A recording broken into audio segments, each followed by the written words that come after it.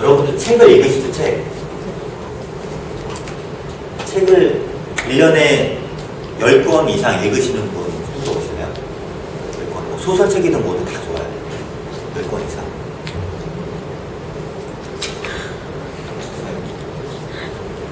너무 적을까요? 너무 적게 시작했나요? 5권 이상입니다. 5권 이상은 읽으시겠죠. 그죠? 고개를 끄덕이시는데 5권 이상은 읽으시죠. 그죠? 책을 읽는 습관이요. 굉장히 중요해요. 제가 어렸을 때 저희 집에 책이 굉장히 많은 책들이 있었는데 근데 제가 읽었던 책들은 굉장히 다 두꺼운 책들만 읽었어요. 제가 초등학교 다닐 때부터 삼국지 뭐 이런 걸 읽었거든요. 이렇게 되잖아요. 10권짜리. 그것도 예전 책은 두껍고요. 그 시기를 아래 읽는 거였어요. 아래 읽는 거였어요. 그래서 제가 삼국지를 초등학교 졸업하기 전에 한 10번을 읽은 것 같아요. 이 삼국지를 읽고 나니까 삼국지가 시작이 어떻게 되죠? 한나라가 멸망하는 걸로 시작하죠. 한나라가 유방이 세운 나라예요. 초한지에 유방이 세운 나라예요. 황건적의 나군으로 이어가고 이제 한나라가 멸망하고 이제 위초고 그냥 여러 나라가 생기죠. 그렇죠? 여러 나라가 생겨갖고 결국은 원소가 공손창을 잡고 조조가 원소를 잡고 그래서 위나라 땅을 차지하고 밑으로다가 손권이 차지하고 그다음에 이제 유리가 차지하게 되죠. 그래서 이런 이야기들을 보니까 뭐가 또 궁금해져요. 궁금해지는 게 어디로 확장이 돼요? 제 이야기가 잘 보세요. 어디로 확장이 돼요? 그럼 한나라의 시작은 어떻게 됐을까라는 걸 궁금해지기 시작하는 거예요. 그러니까 삼국지를 그렇게 많이 읽고 난 다음에 접근이 어디로 될까요? 초한지로 가는 거예요. 초한지의 시작은 뭐예요? 진시황이 죽으면서 이야기가 시작돼요. 진시황이 죽으면서 이야기가 시작돼요. 초한지를 읽고 나니까 이렇게 쭉 얘기를 들어보니까 삼국지 초한지를 읽고 난 다음에 수호지를 읽어야 된대요. 수호지를 읽어야지 이게 중국의 3대 서적이라고 하나요? 그걸 읽는 거라고 하더라고요. 그래서 그거 읽게 됐어요. 그 다음에 또 조금 있으니까 사마천이 쓴 사기라는 책이 있죠. 그죠? 사기라는 책을 읽어야 된대요. 그러니까 확장이 되는 거예요. 지식이 처음에 내가 관심을 가졌던 분야에서 쭉쭉쭉 확장이 돼요. 근데 그 확장이 되는 게 제가 포커스를 맞춰드릴게요. 여러분들이 경영학을 공부하려면 제가 경영학을 공부했기 때문에 말씀드릴게요. 경영학을 공부하려면 피터 드러거를 빼놓고 얘기할 수가 없어요. 피터 드러거가 책을 몇십 권을 써냈거든요. 우리나라에도 지금 번역된 책이 한 20권 이상 될 겁니다. 피터 드러거라는 사람을 빼놓고 경영학을 이야기하면은 굉장히 오류에 빠지게 돼요. 그래서 지금도 저도 피터 드러거 책을 읽으면 정말 어떻게 이런 생각을 할 수 있을까? 이렇게 미래 비전을 어떻게 제시할 수 있을까? 그 사람이 지식경영을 얘기했어요. 지식경영 이외에 그 이후에 그 사람들에 대한 어떤 휴머니즘에 대한 얘기를 했어요. 그 다음에 얘기한 게 뭔지 아세요? 컬처에 대한 얘기를 했어요. 문화에 대해서. 이게 세계가 변화되는 거에 대한 흐름을 딱 미리 다 잡고 있어요. 근데 이 피터 드러거라는 사람은 그럼 미래학자냐? 미래학자는 아니거든요. 근데 그 사람이 쓴 책들을 잘 보면 누군가 쓴 책을 읽고 그것을 썸머리해서 미래가 어떻게 될 것이라는 예측을 하는 과정이에요. 우리가 미래학자라고 하는 사람들이 대부분 보면 과거에 대해서 정통합니다. 과거에 대해서 정통하기 때문에 미래는 이럴 것이다 라고 예측할 수가 있는 거예요. 그렇기 때문에 그 사람들이 하는 말 한마디 한마디가 통찰력이 있다라고 사람들이 생각을 하고 신뢰감을 가지는 거예요. 왜 이런 포커스를 맞추냐면 여러분들이 가지고 있는 강점이 있을 거예요. 뭔가 내가 전공하는 게 있어. 지금 전공을 뭐로 하고 있죠? 전자통신. 그럼 전자통신에 대해서 가장 처음에 그 전자통신의 개념을 정확히 쓴 저자가 있을 거 아니에요. 그죠? 그래도 이 사람을 빼놓고 전자통신에 대해서 이야기를 할 수 없다. 예, 누군가는 있을 거예요. 그죠? 그 누군가를 찾아야 돼요. 그 누군가를 찾아갖고 그 사람이 쓴 책을 최소한 10권 이상 읽어보세요. 그러면은 그 사람하고 관련된 인물들이 또 나올 거예요. A라는 사람의 책을 읽으면 제가 지금 독서법을 말씀드리는 거예요. 독서법 어떻게 하는지. 자, A라는 사람이 이 분야의 1인자야. 1인자면 이 사람의 책을 최소한 10권을 읽으세요. 10권을 읽을 뿐만 아니라 좋은 책이라고 생각하면 다 독하세요. 많이 읽으세요. 많이 읽으세요. 그러면은 이 사람에게서 파생된 또 다른 A-, A0, A 플러스라는 사람들이 나올 거예요. 그렇죠? 이 사람들의 책으로다가 확장돼 가는 거예요. 확장돼 가는 거예요. 그러면 지식이 어떻게 돼요? 체계적으로다가 논리적으로다가 쌓일 수가 있어요. 축적이 됐어요. 요즘 유행하는 베스트셀러가 좋은 게 아니에요. 베스트셀러가 좋은 게 아니라 정말 정통한 지식을 가지고 있는 사람, 전통성을 가지고 있는 사람의 그 지식을 습득하고 난 다음에 그것에서 확장이 돼야 돼요. 저는 크리스찬이에요. 기독교예요. 기독교인이에요. 기독교인이면 카톨릭하고 틀리잖아요. 그죠? 카톨릭하고 틀려요. 그래서 제가 제일 먼저 접하게 된 책이 존 칼빈이에요. 존 칼빈이란 기독교 종교개혁을 하게 된 사람이죠. 근데 이 사람이 많이 거론한 사람이 누구냐면 어거스틴이라는 사람입니다. 어거스틴이라는 사람을 계속 거론했어요. 칼빈의 후예가 있는데 스컬전이라는 사람이 또 있어요. 스컬전보다 조금 앞선 사람이 조나단 에드워즈예요.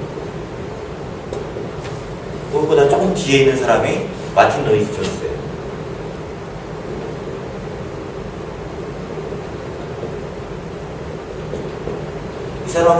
이 사람들을 기독교계에서 히말라야 산맥에 8,000m 고봉으로다가 비유를 해요. 사람들이. 근데 그 중에서 가장 핵심이 되는 사람을 조나단 에드워즈가 표현을 합니다. 그러면은 책을 읽을 때 어떻게 형성이 돼요? 제가 칼빈으로 시작했지만 칼빈이 스승이라고 얘기했던 어거스틴에 대해서 궁금해지기 시작하고 그 궁금해지기 시작했던 것들이 그러면은 확장되는 거죠. 이 사람들이 언제적 사람들이에요? 4세기, 16세기, 17세기, 18세기, 19세기 사람들이죠. 다 오래된 사람들이에요. 다 고전이에요. 우리가 말하는 고전. 근데 이런 책을 읽으면 시대에 뒤떨어진다. 아니거든요. 절대로 아니에요. 시대에 뒤떨어지는 게 아니에요. 시대에 뒤떨어지는 게 아니에요. 더 정통하게 그쪽 분야에 대해서 인사이트를 얻을 수가 있어요. 정확하게 분석을 할 수가 있어요. 그래서 책을 읽을 때 어떤 방법론적으로 말씀을 드리면 진짜 내가 영감을 받을 수 있는 멘토링을 받을 수 있는 뭐 교수님도 좋지만 교수님이 그거를 가르치려면은 무슨 책이 있었을 거 아니에요. 그죠? 그 책의 저자한테 접근해 보는 게 더 좋지 않을까요? 제가 가치 투자에 대해서 얘기를 해요. 가치 투자에 대해서. 여러분들한테 제가 10주 동안 얘기했던 가치 투자가 뭐냐면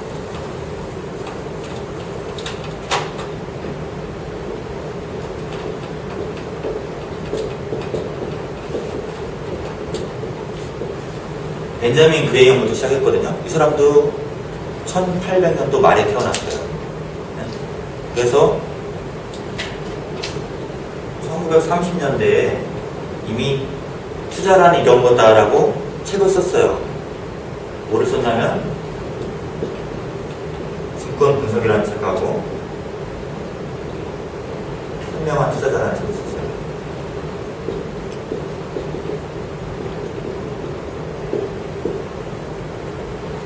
제가 이야기하는 이론이 아주 엉뚱한 내용이 아니라 80년 전에 이미 이분이 다 얘기했던 내용들이에요. 근데 80년 전에 얘기했던 내용들을 지금 그대로 적용을 했더니 딱 맞아 떨어지더라는 거죠. 예. 지금 요즘 사람들이 얘기하는 책 보면요. 그런 인사이트가 없어요.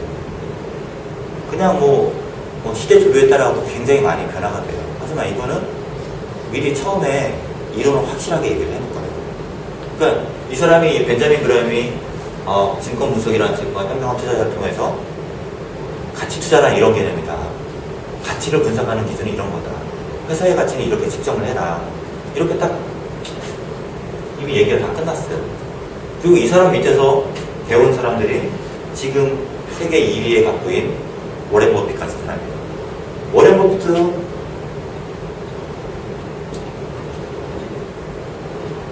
책을 본인이 쓴 책은 없는데 워렌 버핏에 관련돼서 번역돼서 나와 있는 책이 한 15권 정도 돼요. 국내에만. 해외엔 더 많겠죠. 워렌 버핏에 관련돼서. 근데 그 책들을 다 읽어보면 쓰는 사람의 각도에 따라가고 다 내용이 다 틀려요.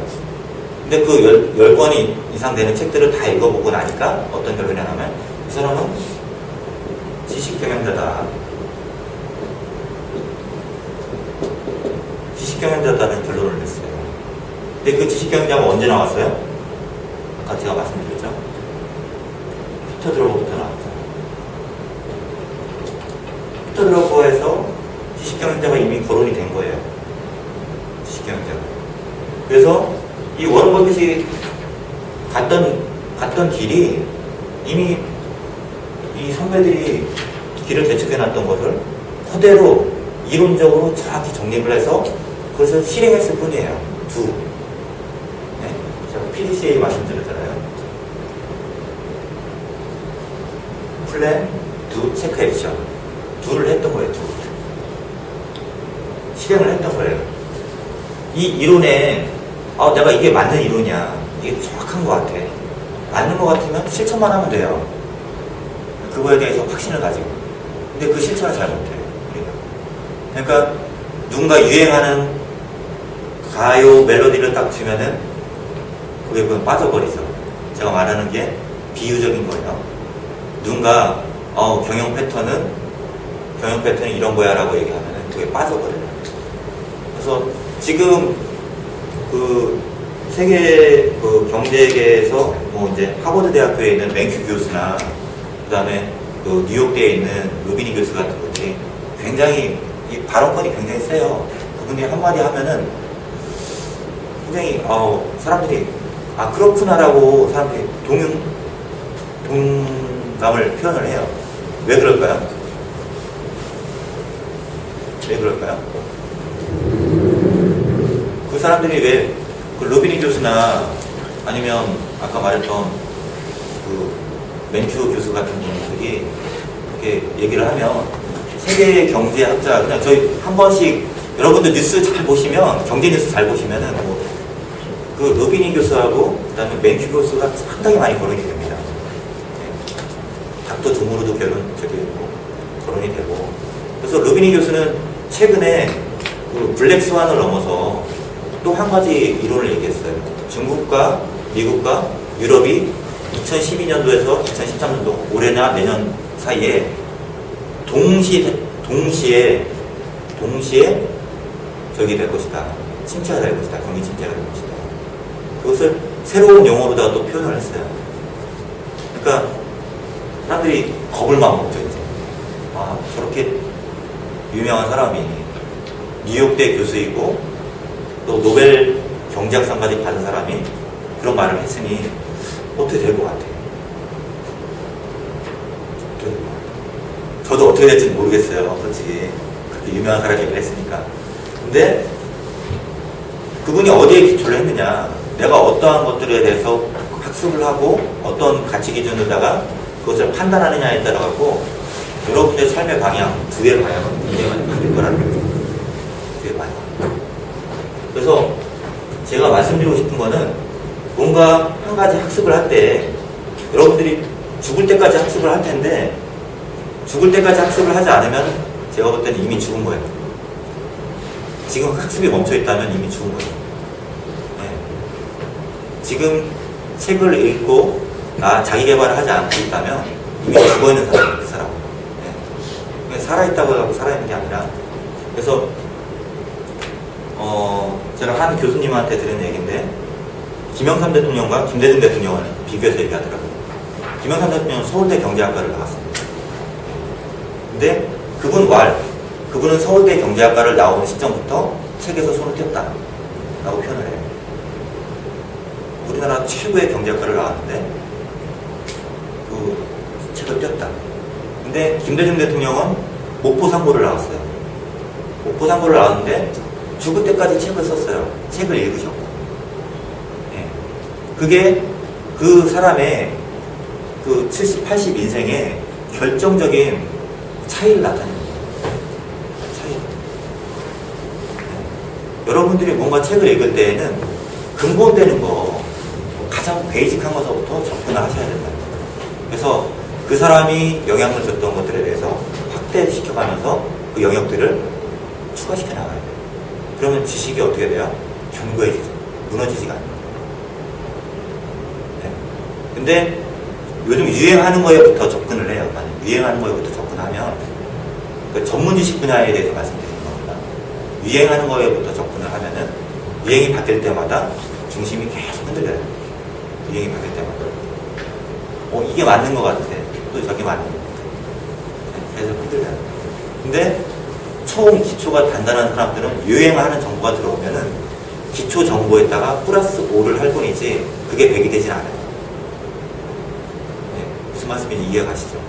기초 정보가 100이에요. 기초 정보가 100이고 내가 기본적으로 공부했던 게 100이고 거기에 새로운 거 요즘 경영 트렌드는 비즈니스하고 아트를 합쳐야 돼요. 그래서 비자트라는 용어를 만들어냈어요. 이정호 박사가.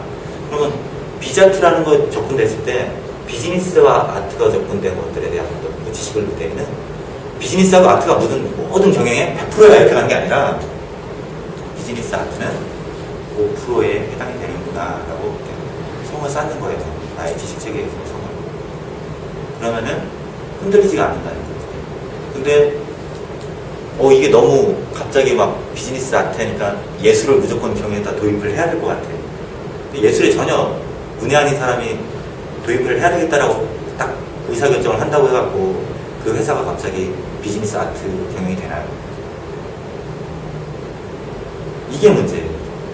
자기가 자기 정체성의 본질을 모르는 상태에서 새로운 것을 빨리 받아들여야 되겠다라는 접근을 하게 돼요. 그러면은 자기 중심이 없는 상태에서 계속 옷만 바꿔 입게 돼요. 옷만 바꿔.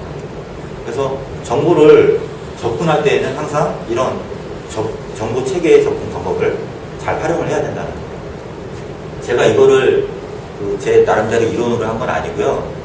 누군가 이거에 대해서 설명을 했는데 제가 어렸을 때부터 살아온 이야기를 쫙 보니까 제가 책을 읽었던 순서들을 보니까 이거하고 굉장히 유사하게 접근이 됐다는 것을 알게 됐어요. 나중에. 그렇죠? 저는 다행이었죠. 그렇죠? 이 책을 읽는 습관 자체가 굉장히 어렸을 때부터 그렇게 접근할 수 있는 요건들이 된 거예요. 그러니까 삼국지를 읽으니까 뭐 초안지가 있었고, 초안지를 읽으니까 수호지가 있었고, 또 옆에 보니까 사기가 있었고, 그래갖고 진공 역사에 대해서 접근할 수 있었고, 그러다니까 다시 접근할 때, 그러면은 조선 역사에 대해서 접근할 때, 조선 역사를 전기 후기를 나눌 때 어떻게 나눌 거냐? 임진왜란 전부터 나누는 것이다. 그럼 임진왜란 전에는 무슨 일이 있었고, 임진왜란 후에는 뭐가 있습니다. 이런 식으로다가 그 사고의 접근 방식이 뭔가 딱 하나씩 정립이 되는 거예요. 근데 그게 제가 처음부터 어렸을 때부터 초등학교 다닐 때부터 이런 지식을 배워서 시작한 게 아니라 그냥 막 담고 그런 식으로 체계적으로 담고 난 다음에 이 책을 읽어보니까 이런 사람들 얘기하는 걸 보니까 내가 이런 체계적으로다가 이렇게 지식 정보를 담고 있었구나라는 걸 알게 됐어요. 근데 이게 굉장히 효과적이라는 거죠. 제가 봤을 때.